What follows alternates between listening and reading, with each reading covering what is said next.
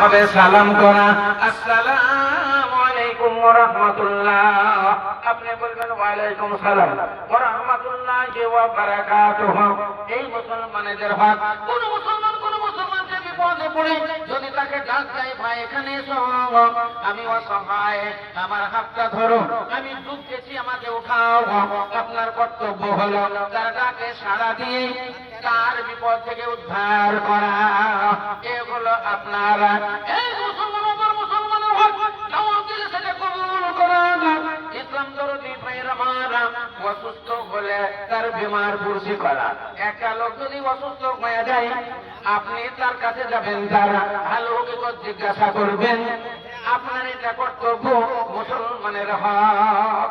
হাদিসের মধ্যে লেখা আছে, যতক্ষণ পর্যন্ত কোন লোক যখন কোন অসুস্থ ব্যক্তিকে দেখতে যায়, দেখতে গিয়ে আমার পার্শ্বে বসে, হাদিসে লেখা আছে তুমি যাও ওর পার্শ্বে বসো, কপালে হাত দাও, কপালে হাত দিয়ে একটা দোয়া পড়ো, আল্লাহুম্মা জিনিল বাসা রাব্বান নাস ইশফা আনতা শাফি লা শিফা ইল্লা শিফাউকা শিফান লা ইউগাদিরু সাকামান লা বাসা তাহুরুন ইনশাআল্লাহ।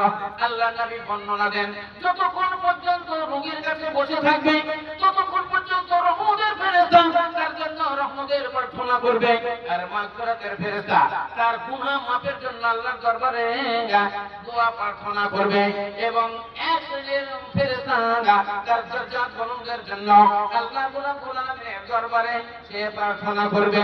রিজুল জান্নাতে থাকলে যখন কি পাওয়া যায়, একটা অসুস্থ ব্যক্তির কাছে বসলে তারা হাল হকিকত জিজ্ঞাসা করলে কোথায়ও বেশি সওয়াব পাওয়া যায়। আল্লাহ নবী বর্ণনা দিলেন, যারা অসুস্থ ব্যক্তিকে দেখতে যাবে, তোমরা একটু বুদ্ধি রাখো, তোমরা একটু জ্ঞান রাখো, তোমরা জেনে রাখো, যদি তোমরা বুঝতে পারো অসুস্থ ব্যক্তি মরে যাবে, তাহলে তার সামনে আমার মরার কথা বলিও না। আপনি বুঝে নিয়েছেন ওর চোখ উপর থেকে উঠে পড়েছে, ওর গলা হুল মানে জান হুল কমে চলে এসেছে, যাকে আমরা বলি ঘড়ঘড়ি, ঘড়ঘড়ি উঠে পড়েছে, মরে যাবে, কিন্তু জ্ঞান আছে। আপনি গিয়ে বললেন আসসালামু আলাইকুম চাচা কেমন আছেন, কি ভাই কেমন আছেন, আপনার দিকে তাকিয়ে বলছি আমি তো ভালো নাই, আমি মনে হয় বাঁচবো না, মরে যাব। আল্লাহ নবী বলছেন তুমি উল্টো বলো, ওকে বলো না শান্ত হন, শান্ত হন, না ভয় করবেন না, আপনাকে যে রোগ দেওয়া হয়েছে, আপনি যে রোগী, এইরকম রোগী হাজার হাজার ভালো হয়ে গেছেন। তারাও মনে মনে বলছিল আমি কোথায় বাঁচবো না, মরে যাব, কিন্তু তারা আজকে দেখেন ফুটবল খেলছে, অতএব চিন্তা করবেন না, আপনি ভালো হয়ে যাবেন। যদিও মনে মনে ভাবছেন রাত পার হবে কি না, তবু আপনি বলতে পারেন না। আল্লাহ নবী বললেন খবরদার ওর মৃত্যুর কথার সামনে বলিও না যে তুমি মইরা যাবা,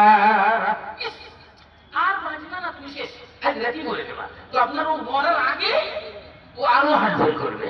সেই জন্য আল্লাহ রাসূল বলেছেন খবরদার ও মৃত্যুর কথা ওকে বলো না, ওকে সাহস দাও, ওকে সাহস দাও। আসসালামু আলাইকুম। প্যান্ডেলওয়ালা ভাই, যদি চট থাকে তো মেয়েদের কাছে চট পিছিয়ে দেন, কারণ ওখানে অনেক মেয়ে দাঁড়িয়ে আছে, বসার জায়গা পাচ্ছে না। আপনার অবশ্যই যদি চট থাকে মেয়েদের পিছনে চটটা পিছিয়ে দেন। আর হলেটাতে বলবো যেখানে মেয়েরা খেতে যাচ্ছে, ওই রাস্তাটা খুব ভিড়, অনেক ছেলেরা ভিড় করছে, এই জন্য একটু আপনারা ওটা দেখেন। আলহামদুলিল্লাহ প্রচুর লোক, প্রচুর মেয়ে ছেলে এবং প্রচুর লোক, এ আল্লাহরই এ রহমত, আল্লাহ রাব্বুল আলামিনের একটা নিয়ামত। সত্যি হ্যাঁ, আমাদের বিধায়ক সাহেব বললেন যে খুব মনোরম সভা, কত ধৈর্যের সঙ্গে আপনারা ডিসিপ্লিন বজায় রেখে বসে আছেন। সত্যি অনেক জায়গাতে আমরা প্রোগ্রাম করি, এইরকম কিন্তু পাওয়া যায় না, এত ডিসিপ্লিন সহকারে হ্যাঁ মানে শ্রোতা পাওয়া যায় না। ধন্যবাদ জানাই আপনাদের, আন্তরিক ধন্যবাদ। ইসলাম দরদি ভাইয়ের আমার, না বলে বুঝতে পারলেন মহান আল্লাহ রাব্বুল আলামিন যিনি বর্ণনা দিলেন, আল্লাহ নবী বর্ণনা দিলেন, তোমরা রোগীর কাছে বসে তার ভালো কথাটা বলো, তার মন্দ কথাটা বলিও না, তোমার মন্দ কথাটা বলিও না। আমি বলছিলাম একটা ঘটনা, একবারে জল জীবন কাজ 5 বছর আগেকার কথা, 5 বছর আগেকার কথা। আমাদের গ্রামের একটা লোক আমার ভাই হচ্ছে সম্পর্কে, আমি তার কাছে গেলাম, শুনলাম যে সে মরে যাচ্ছে, শুনলাম মরে যাচ্ছে, দাঁড়িয়ে গেছে। আমি বললাম তাহলে যাই একটু দেখে আসি। আমি তার পাশে গেলাম, পাশে গিয়ে দেখলাম মুখ চুপড়ে নিচে দিকে মাথা করে বসে আছে। ওর স্ত্রী আর ছেলেরা মুখে জমজমের পানি দিচ্ছে। আমি জমজম দিচ্ছে, আমি ডাক দিলাম, ভাই কেমন আছেন ভাই? আমার দিকে তাকিয়ে বলছে শৈবুল। আমি বললাম হ্যাঁ। বলে